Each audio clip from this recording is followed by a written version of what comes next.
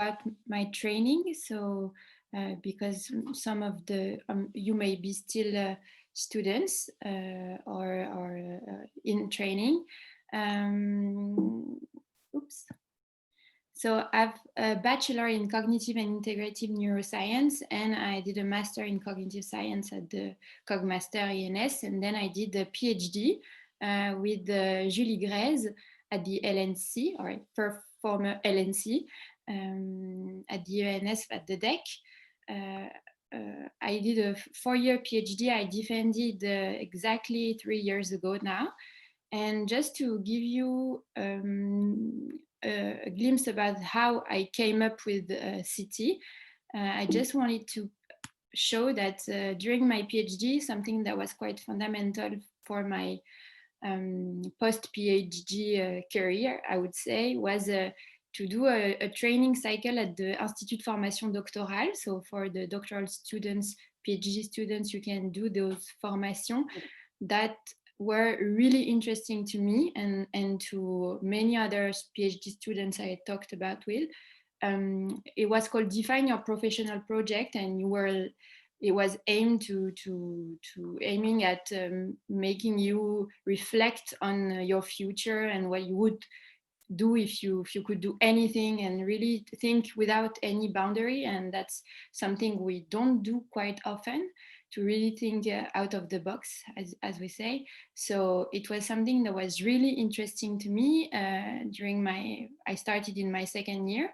And then I joined an association called Coginov, following that training, to get in touch with outside research, outside academia research in a way.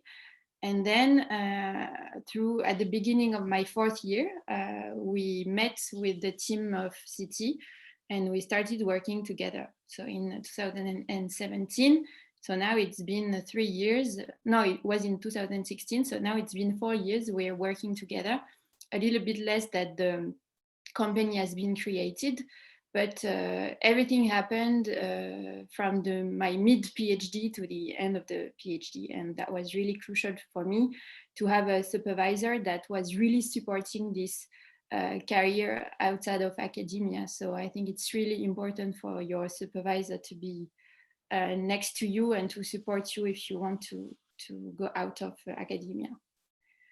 So we founded CT, which is a company aiming at applying behavioral and brain research to create urban environments that better address individuals' cognitive, emotional, and social needs, as Camille said previously. So with 4 people, 3 of us are coming from the DEC, actually. So it's really a DEC-grounded company, with Guillaume de Zecache, who's now an associate professor in cognitive and social psychology, Pierre Bonnier, who did the Cogmaster, and so he has a master in cognitive science, and now he's working in UX research, so working in integrating a user experience into design processes. And myself, so I have a PhD in cognitive neuroscience, and I'm the director of the company. And the 4th one, and one of the team members that allow us to work in this field that we don't know, is Alice Cabaret. She's an urbanist, and she's the leader of an urban innovation company called the Street Society. So the 4 of us, we're working together. I will show you a few examples just after. We're working together to integrate what we know about how the brain works, how humans work into the urban project, because nowadays, even though cities are designed for their users, the architects, urbanists, landscape designers are lacking scientific tools to really effectively integrate human data or knowledge into the project. So it's quite interesting to work at this intersection, and we thought it would be really necessary to have somebody who's an expert in cities with us to be able to make that to work at the intersection of those fields that are quite like that are really far from each other. So Just three, I think I've put three examples of what we can do on those projects. So what you see on the screen is a project we are running till 2019, a big project that is led by Link City, which is an urban promoter. And Link City, they have won a contest for the site that you can see on the left, which is a site in Noisiel, next to the Marne, next to the Marne-la-Vallée and so on, which is ancient, the former chocolaterie, very, very beautiful site, and it's going to be a public space from 2023 to 2030. The works will go on. And so Link City, which is a promoter that have won the contest of creating a neighborhood there. So their aim was to really preserve the beauty of the site and the impact, the beneficial impact it has on well-being, because when you're on the site, you can feel that it has a beneficial impact on how you feel, because you can see the water, there's a lot of vegetation, the buildings are really ancient, and they called us to see how they could take into account or to quantify this beneficial impact on human behavior, and to try their best to preserve this into the future neighborhood. So what we did there was we assisted the development of the project. We went on the site, we gathered data through validated questionnaires. So we brought 40 participants there, and we gathered the data. And then with Alice Cabaret, who's an urbanist, we translated the scientific output of the data analysis into urban and architectural outputs. So then we worked with Alice and with the architects of the team to try to integrate what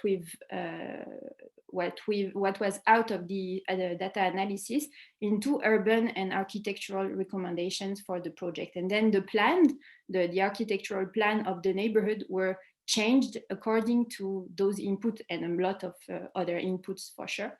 But then it's an example where we can really be at the center of the project and provide data that will influence the way the project will be conceived afterwards.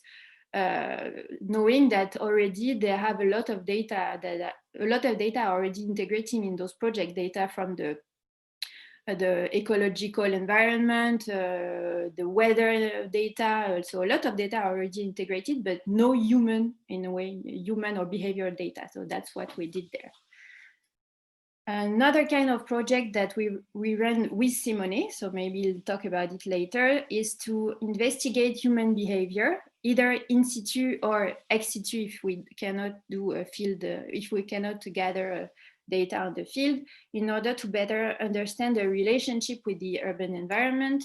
So we have worked with Simone, with the SNCF Innovation et Recherche, or with Transilien to collect data using either validated questionnaires or sensors.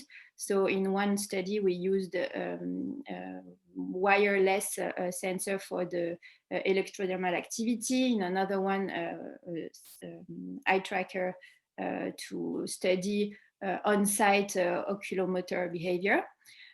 Those experiments were made to better understand how the user integrates the information in a train station, for instance, but we can also apply this methodology to,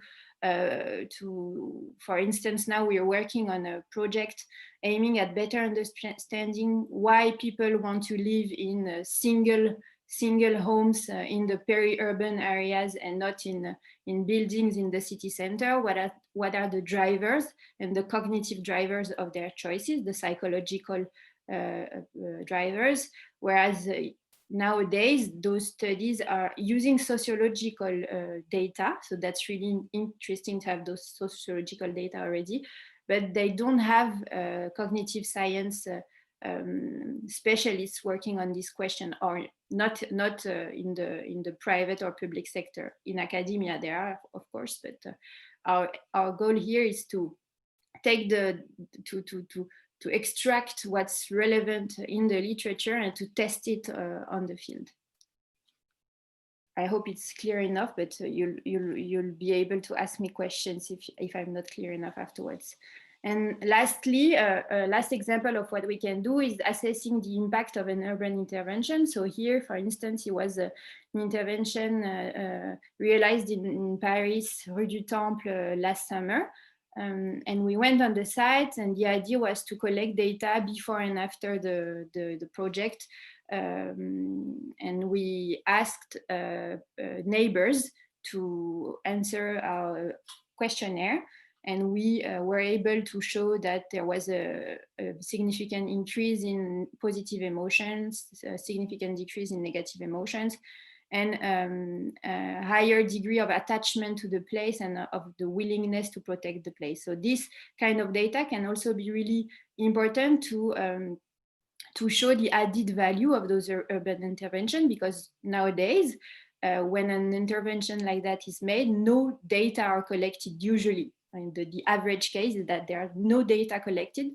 So you don't have any evidence to show that putting art in the city is worth it. They can prevent some uncivic behaviors. For instance, the place it was done, this intervention, used to be really littered. The walls were covered with affichage sauvage. And today, so it's been 1 year the urban intervention has been made, the littering is really reduced. There hasn't been any affichage sauvage for more than a year now. So you can see the beneficial impact of those interventions, and collecting data before and after can be a way to showcase that. And I will finish, I don't know the time, but I will just finish with a few questions that maybe are what you would like to see addressed today. So what is the added value of training in cognitive science? First, I would say the fact that we have a human-centric approach, and that's really important. We, as former researcher or PhD students, integrating human behavior into projects is really obvious, but when you go outside of the lab, outside of academia, you see that it's not at all the case. And the idea of having an evidence-based approach is really meaningful as well. We are able, as either a researcher or people trained through a PhD, we are able to problematize a question and to dig up the scientific literature in order to make hypotheses. That's really important. It can seem a bit trivial to you, but I can assure you it's not. And being able to collect data using scientifically valid tools, so either questionnaires or cognitive tasks or sensors when it's relevant. It's not always relevant at all, but when it's relevant, it can add something to the project. And to run quantitative data analysis. That's an expertise that you really, really valued outside of academia. What are the advantages of this activity? It's to work with and then to learn from a variety of expertise. In my case, architects, town planners, urban developers, and politicians. Even in the project on housing choices, for instance, we met with mayors in a lot of different cities to try to understand how they build their cities or how they can impact how their cities are built. So really passionate professionals out there that are really, really, and it's really interesting to work with them.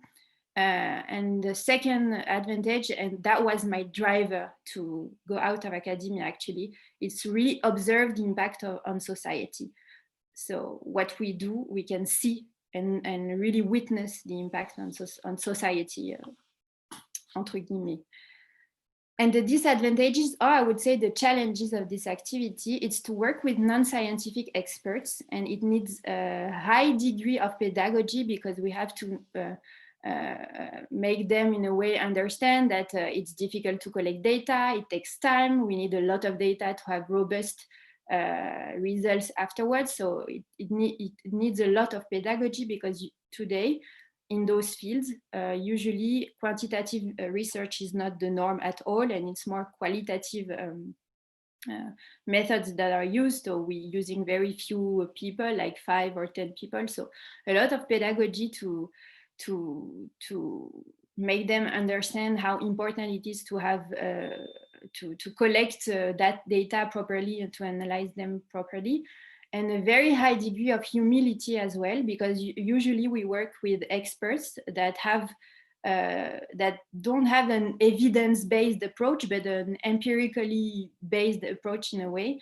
And we have to really respect their knowledge and to try to really work together without any illusion that our approach is better than theirs, because they're experts of their jobs. And the difficulty is to rationalize time, I would say, that because in a project, the literature review, the data acquisition, the data analysis is constrained by time and budget. And that's not something that we used to do at the constraints were less pregnant working in the lab. That's something really difficult, because as you know, a literature review could last for months or years. And in the project, we don't have this time. So that's a difficulty. And the last one, and I'll finish now, it's to accept that real life is very noisy, but so interesting, in my opinion. So here I'm my thoughts about applying cognitive science to urban project, and I will maybe unshare my screen to let Simone take on. Thank you so much for this really interesting and informative talk. So Simone, please feel free to start sharing your screen. Okay.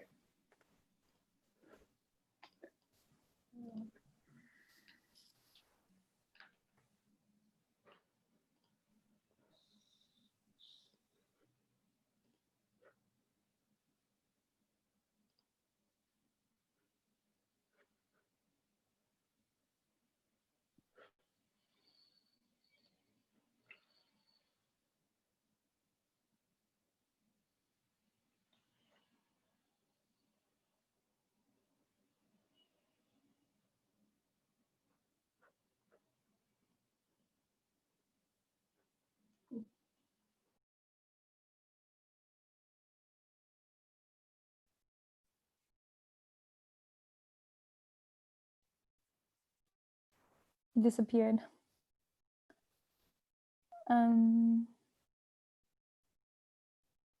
Okay. Maybe he has to authorize Zoom to share his screen. That's probably what's going on. So he has to reopen it.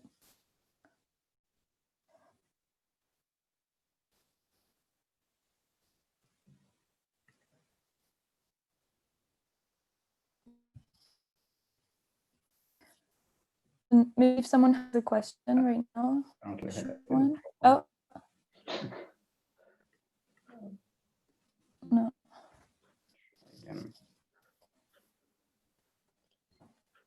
Yeah, I could take the opportunity to ask him a question. Oh, I think he's back, actually. It's too late. He's back, so later then. Yeah, thank you.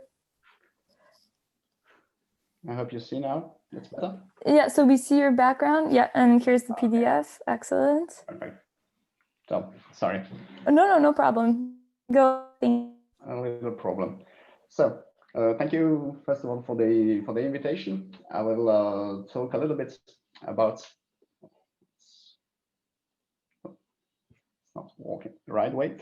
So about my well, I call it careers in business after my first formation in the academic world. So the idea is to talk today about cognition in mobility, and show in particular what means to work on experience, behavior, and cognition at SNCF. So first of all, to give you a highlight of so a kind of self-portrait of a cognitive expert in railways. Today, I started with an academic formation in Bologna and Paris in semiotics and linguistics. After that, I continued to the École des Hautes Études en Sciences Sociales, specializing in cognitive linguistics and cognitive semiotics.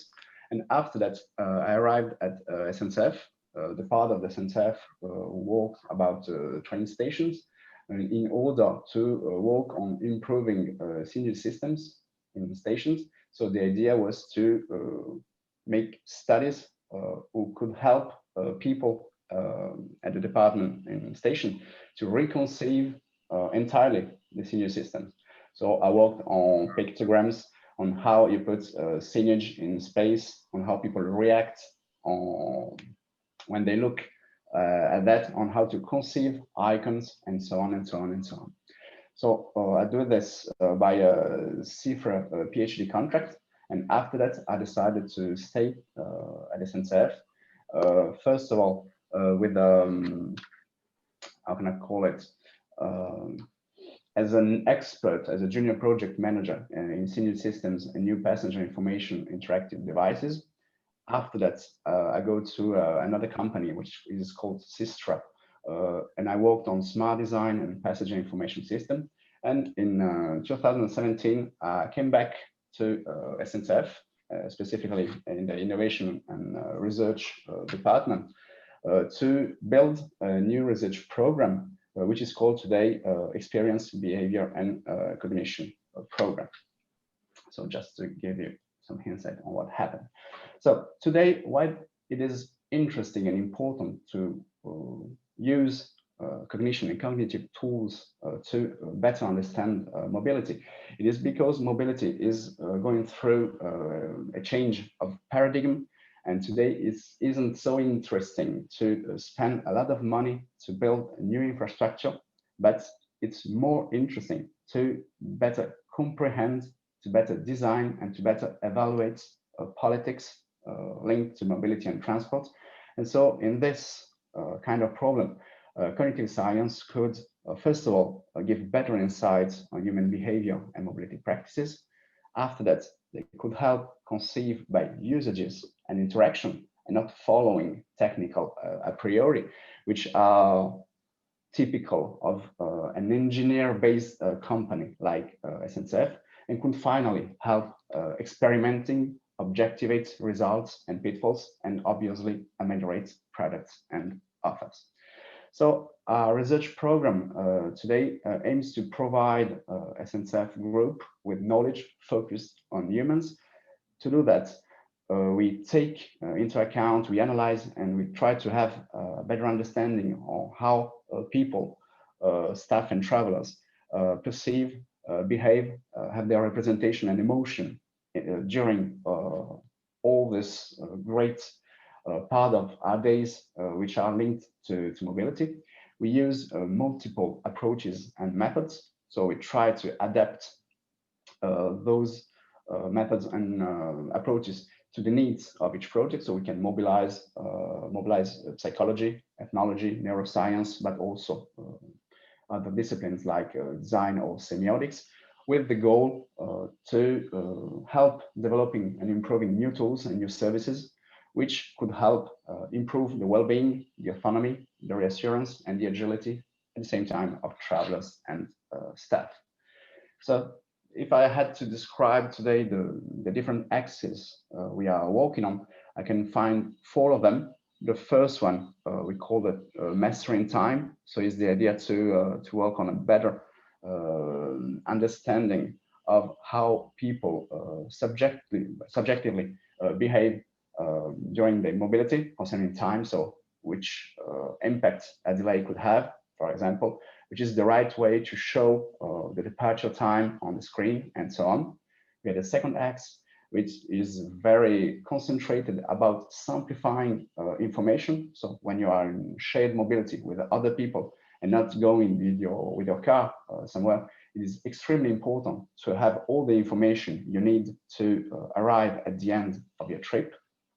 We have the third axis, which is work about the perception of mobility environments and how we can improve them. So really concentrated about the interaction people have with the different avatar of the company, agent, staff, ticket vending machine, for example, things like that, in order to improve the interaction and ameliorate the way they go through a train. And finally, a fourth one, crowd and safety behavior. So how to manage crowd, how to understand how crowd move in our spaces, and how we can improve safety, because obviously we are in an industrial area, and so it's very important for us not to have danger for travelers and staff. If I had to show you one or two projects to give you an idea of the kind of work we can make today, I could show you a first one in which we work about a sort of understanding and regulating by design passenger flows on a network level.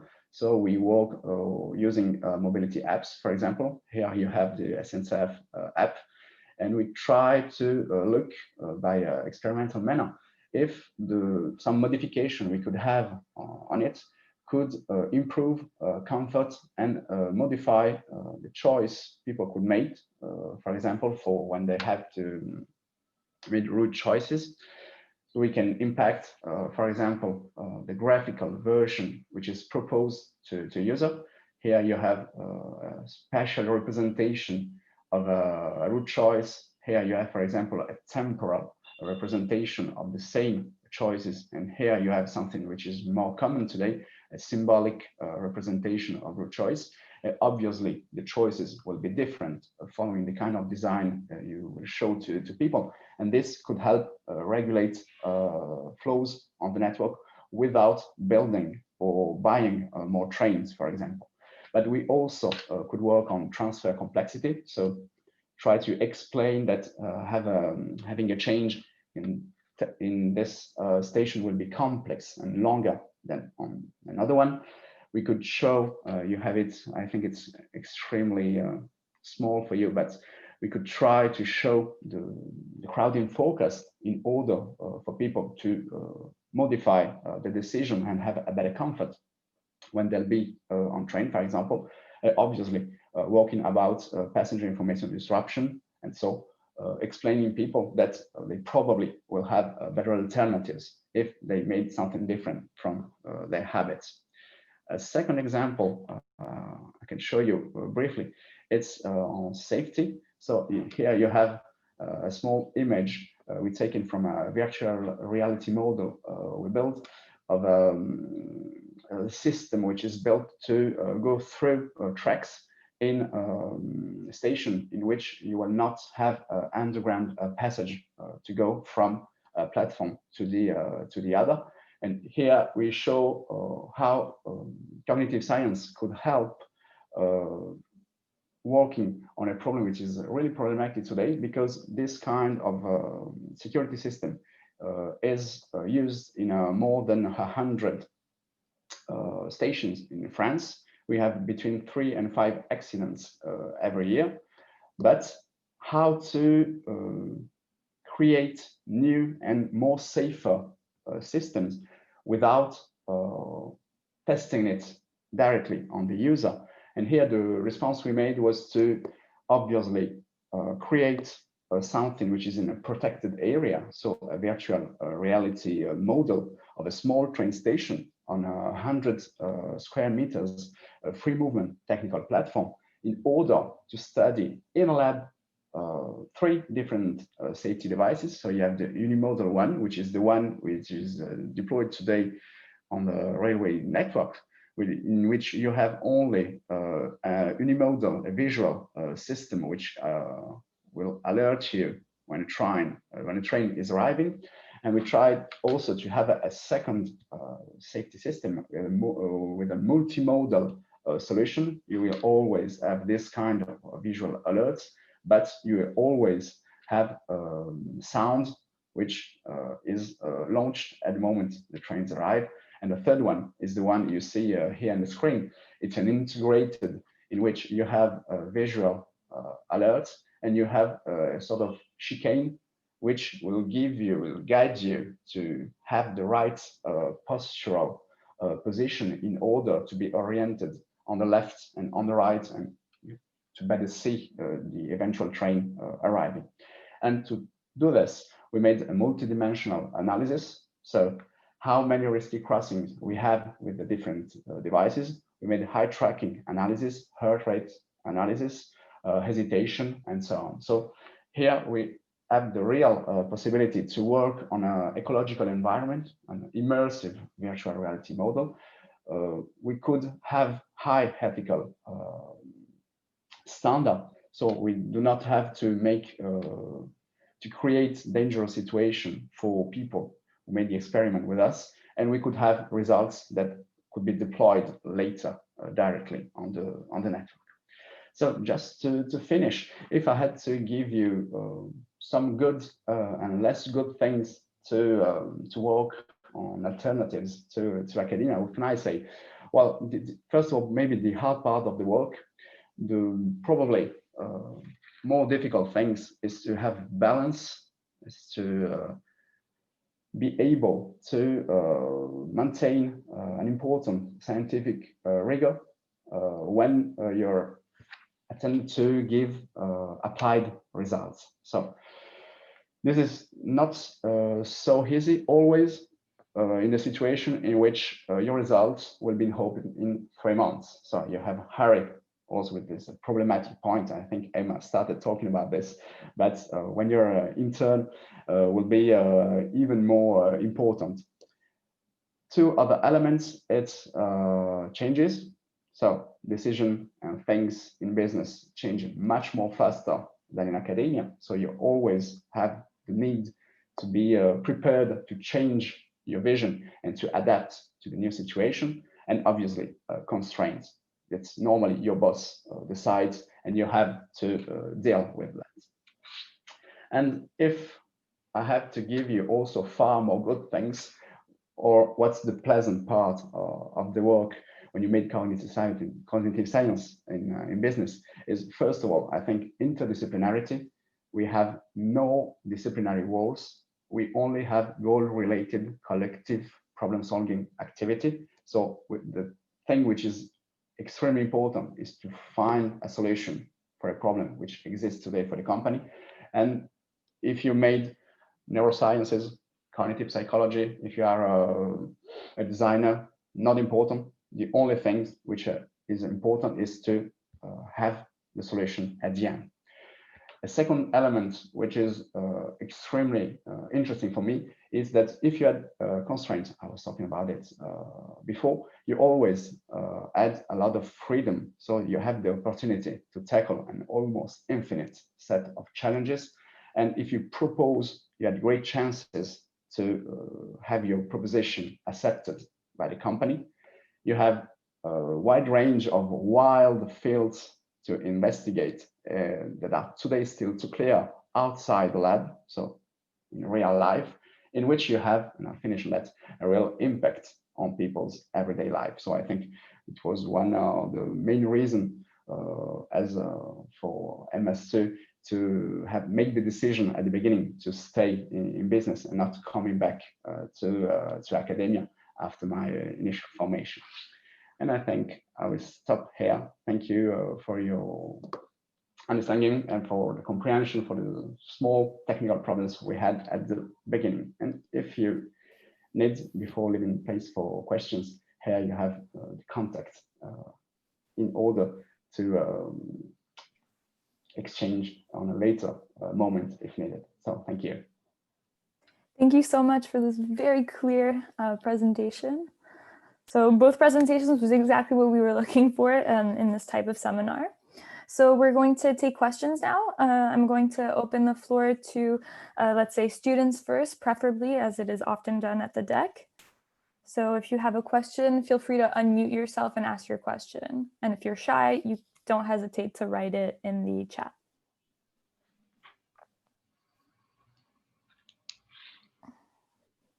I have a question, if I can start, Jamie. Of course, please. I guess it's for both of you, and it's actually 2 questions.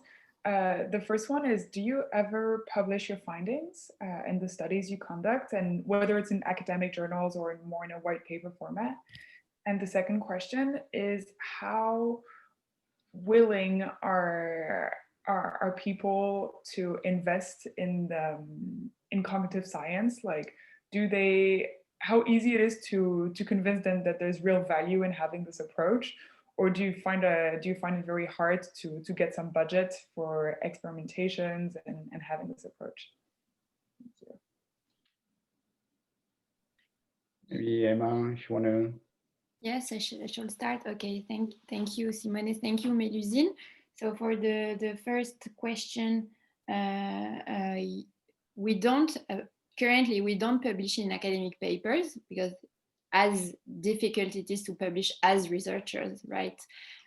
We don't have today's projects that are that have the enough scientific rigor to match methodological standards, I would say.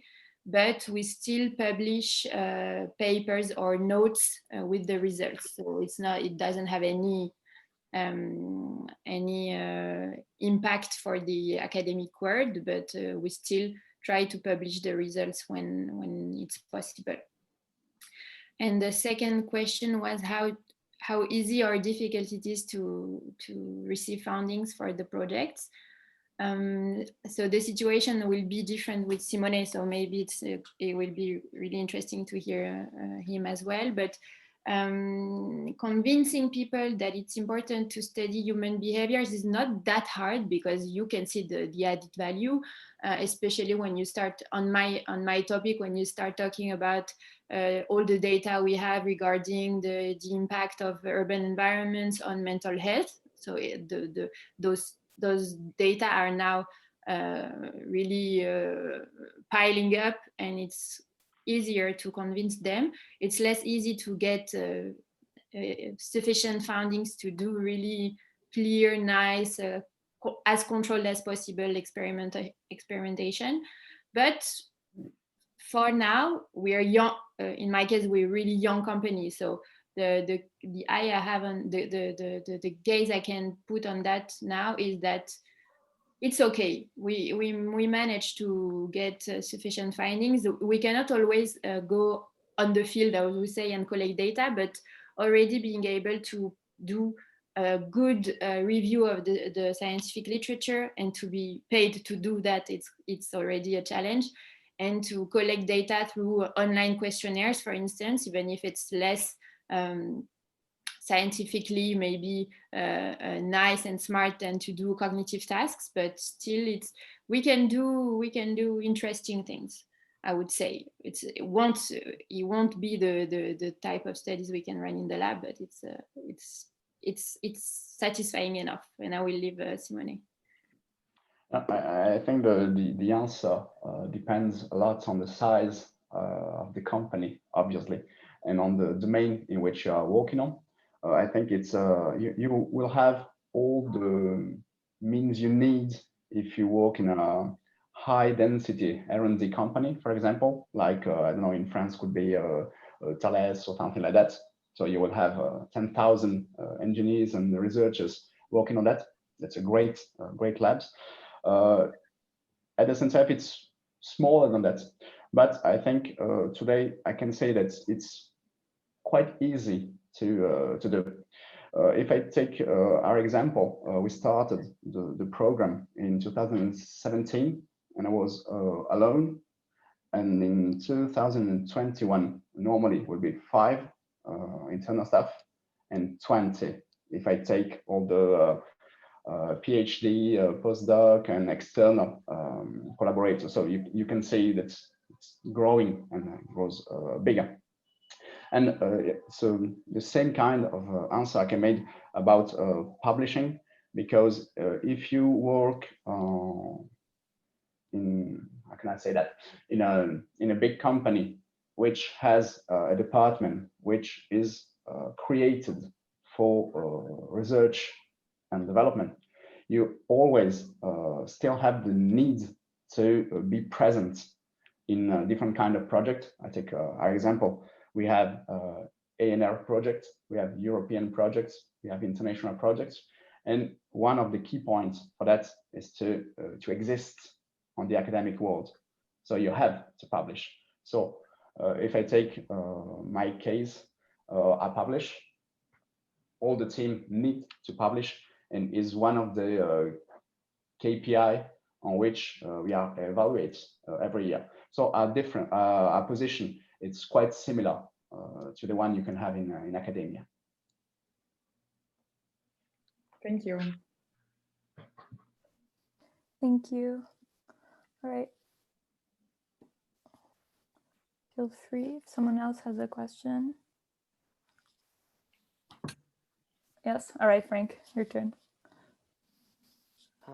I have a question. Go first. Oh yeah, well, sure. Okay, thanks, Frank. Sorry, it's very hard because I see many windows at once. So it's yes. First, thank you so much for the talk, and thank you also for organizing. So I had a question regarding experience. So the experience of, I mean, either the users of the SNCF or maybe the people who are walking or inhabiting a particular neighborhood.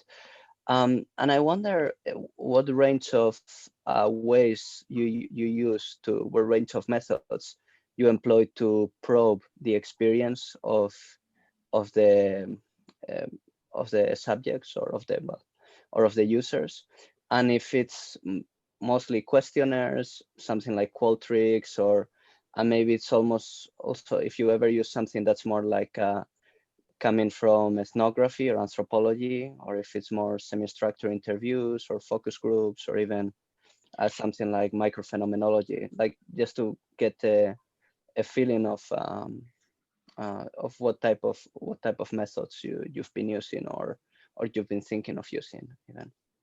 Thank you so much. Thank you. So I'll start, Simone, maybe, so that we keep the order.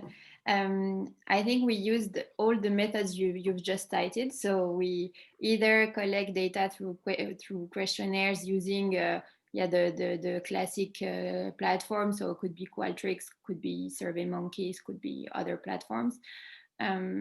We also, when we go, as I say, on the field in a way, we do semi-structured interviews quite often. It's very valuable to have those data. We also run cognitive tasks, like, for instance, working memory tasks. But once again, when it's possible, because it's not always possible. When you catch people on the street, you cannot ask them to do a memory task for 10 minutes, and then you'll have to adapt your methodology. So it could be a cognitive task, and it would be something we would push first when proposing a methodology when it's possible. And then we use sensors, so it could be the electrodermal activity, as I was mentioning, or eye tracking activity. It's not always relevant because you need to have sufficient data and sample size that is okay as well. But I would say there's a vast spectrum of methodology. The easiest would be the validated questionnaire. For me, I mean the one that is the most easily accepted because it's cheaper in a way, but it's my experience with my clients. So yeah, it's a vast spectrum of methodology, but also you mentioned it and I haven't said it yet, but also Guillaume, who's in the team, used to work with chimpanzees using ethological observations methods. So still we're doing that as well. So observing how the size of the groups in the street, observing the speed with which they're walking, their attention to the environment. So studying, for instance, how public spaces are perceived. It's important to also do those kind of observations. So yes, that would be it. Yeah. And to add some elements to what Hema said, from our side, a point that I've not highlighted yet is that we constructed a program around a key point, which is the need to differentiate ourselves from marketing department. So we made the choice not to use, or not so much use the linguistic elements. So the idea is for us to work in a complementary way to interviews, to all the elements that I use today in marketing. So which is existing, still existing in the company. But if I take all the different methods you can have today in social and human sciences, I think we use all of them. We have virtual reality with physiological capture. We worked on, for example, we have a project, an NL project with neurospin about the time perception. For that, you will use MEG, for example, will be in the lab. We could use ethnography or sociology too. We could have interactional linguistics. So all these methods are used. The idea is every time you identify your problem, you identify the way in which you could assess it, you could tackle it. And after that, you choose a method which is always different from the precedent one. So the idea is really to be free to choose between all the opportunity that we'll have today in the scientific domain in order to have the better response, the best analysis of the problem we had. Yeah. Thank you so much to you both. Thanks. Thank you. So Frank, if you'd like to ask your question, you may now. Unless any other student wants to talk first. No more? Okay. So yeah, it's great to see some evidence-based approaches being used to tackle these problems at last. Now, my questions was on experimental design. I can see that you're taking measures before and after the intervention, and in some cases it's perfectly enough to show that that you're having an effect. But as you know, in some cases, the intervention may itself be confounded with some other change, and then you don't know. So, of course, you're very well aware that a more powerful design is to compare different conditions. And I perfectly understand that your point is not to produce fundamental research results, of course. But I was thinking that even in the perspective of the companies who fund this kind of work, very often there are potentially several interventions that are possible, and you don't know in advance which one will work better. So it would make sense also from their perspective to design experiments where you can compare different conditions. So then my question was to Emma was like, do you sometimes have the opportunity to compare two interventions in two comparable sites, for example? And to Simone, thinking of the safety measures implemented in train stations, I mean, obviously you don't want to design a condition that might put people at risk, but you could take the opportunity of the fact that at this moment, not all train stations in France have these safety measures in place, and not all of them will have them overnight.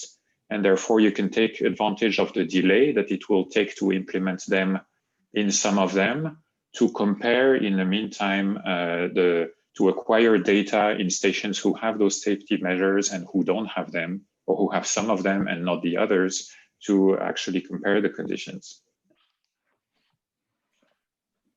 So I'll go first again. Thank you, Frank.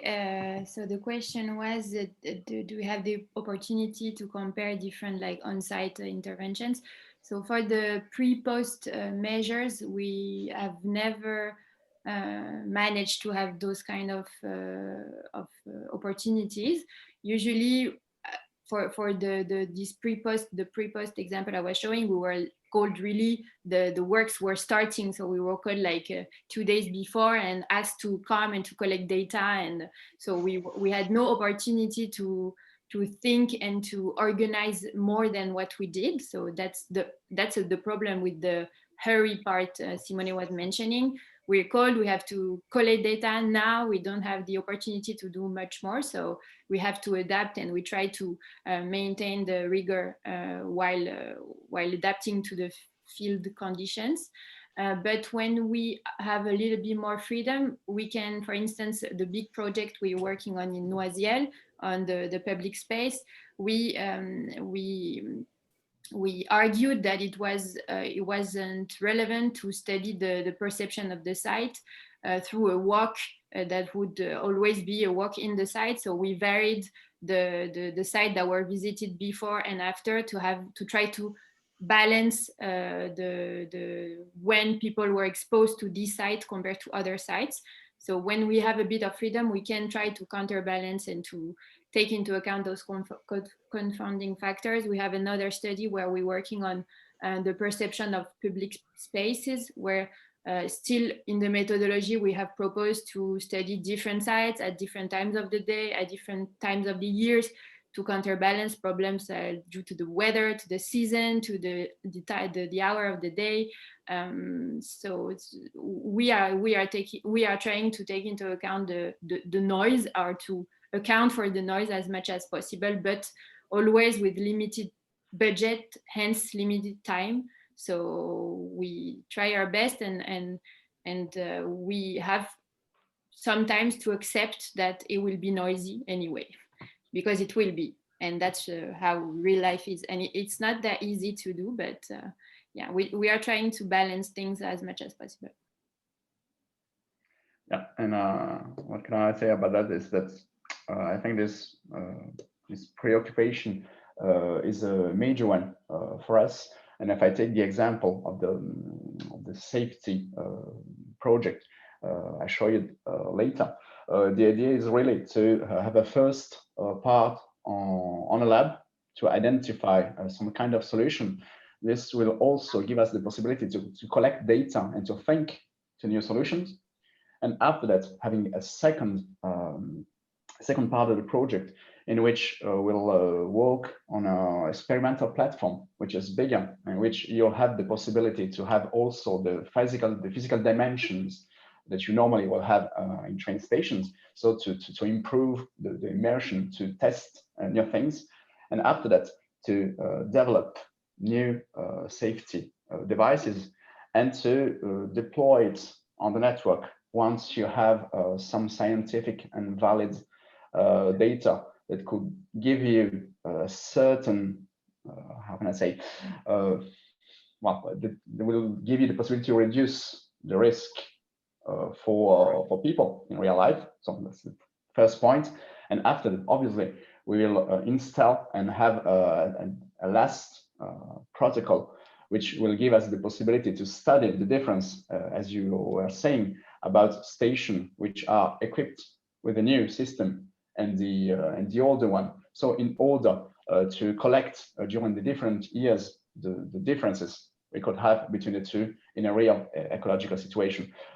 But for this specific kind of project, the risk on human lives is so important that we decided before to have a two-step on an experimental platform, experimental design before going to the real train network. For other example, we could make different choices, for example. But I think this the idea, the comparative methods, and the link you could have between the lab and the real situation is really important for us.